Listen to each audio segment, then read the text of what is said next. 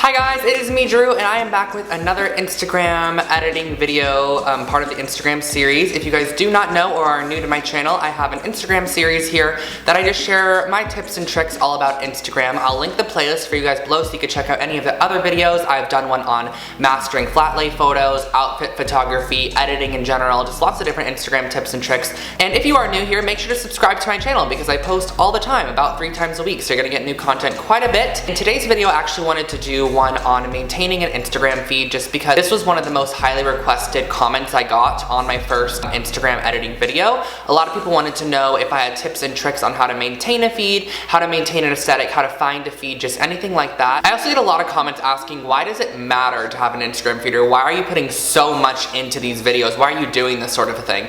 And honestly, I personally think of Instagram as an art form or like almost a portfolio. I'm super interested in photography myself, so I use my Instagram as a photo portfolio, and I like my photos to complement each other, which is why I have an Instagram feed. And I also feel like if you want to create your own brand image, or you want someone to know who you are, and complete aesthetic, overall aesthetic can be determined from your Instagram feed. And for example, my Instagram feed's very monochrome. You can follow me at I'm Drew Scott, but I have lots of blacks and whites and nude photos in this Instagram feed. It's just my personal style. Just like a lot of my other videos, this one's gonna be very tip oriented, so let's just get right into the video.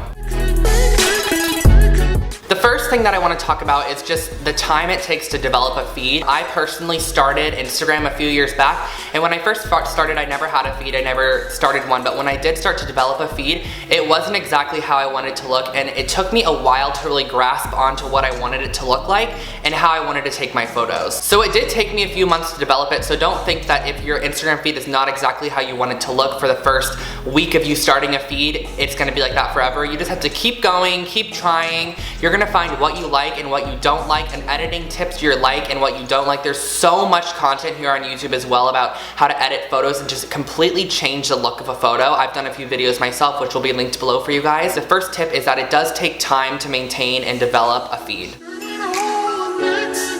Second tip to maintaining or creating a feed is coming up with a color palette. Now, I personally did this just from how I dressed. I wear a lot of black, I wear a lot of white, I wear a lot of neutral tones, and I wanted this to portray my Instagram. Since my Instagram mainly is an outlet for my outfits and just sharing my fashion style with you guys, I wanted that to be the main focus. So that's what I based my entire feed around, was the color palette that I wore in my clothing. If you wear a ton of bright colors, but you want a neutral feed, it's probably not gonna happen, because if you're wearing a red shirt and yellow pants and that's just your personal style, which has I'm not hating on that at all in any way, but you're probably not going to be able to achieve a pure white feed or like a very neutral moody feed with clothing like that. For example, you guys can see this background of where I'm filming right now. This is my apartment, and this just matches my feed as well. This is just me as a person. I am really into neutral colors, blacks and whites, so that is why my Instagram feed portrays it. This is literally my lifestyle. I wear lots of these colors, I live with lots of these colors, and these are just colors that I'm mainly attracted to. You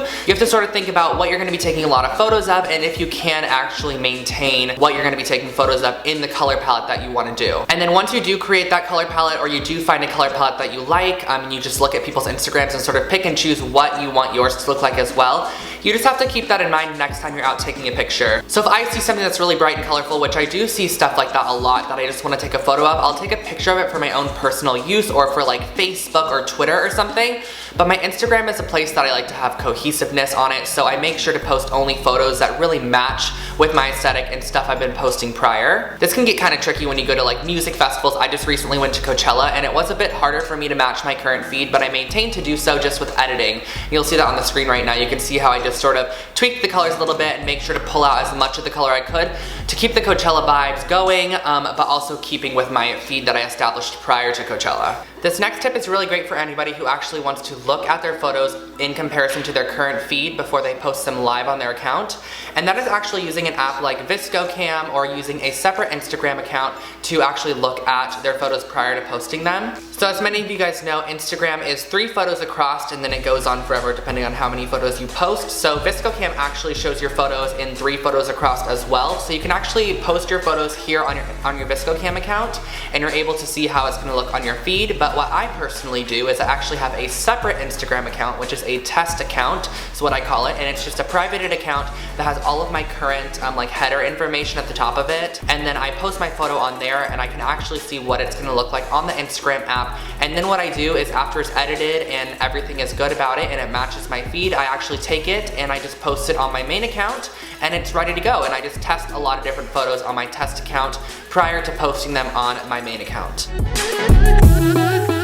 So my next tip is all about editing, and this is very crucial when having a feed. I honestly think that when you come up with your editing style, you're actually gonna apply this editing style to every single one of your photos.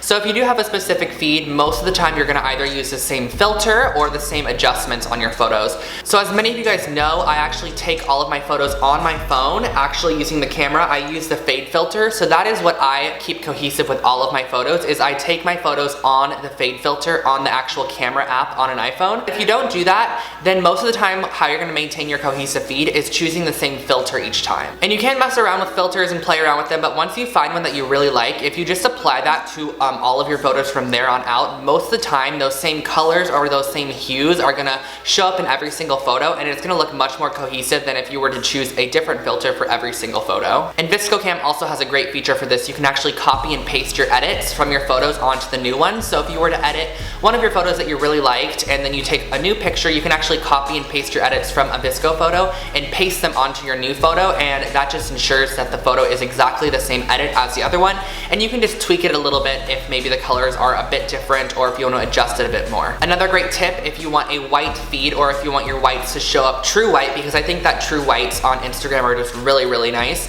is to use teeth whitening apps. So if there's an app such as Facetune, I use the teeth whitening tool on Facetune to actually whiten up any whites that maybe look a little dirty or a little blue toned or orange toned.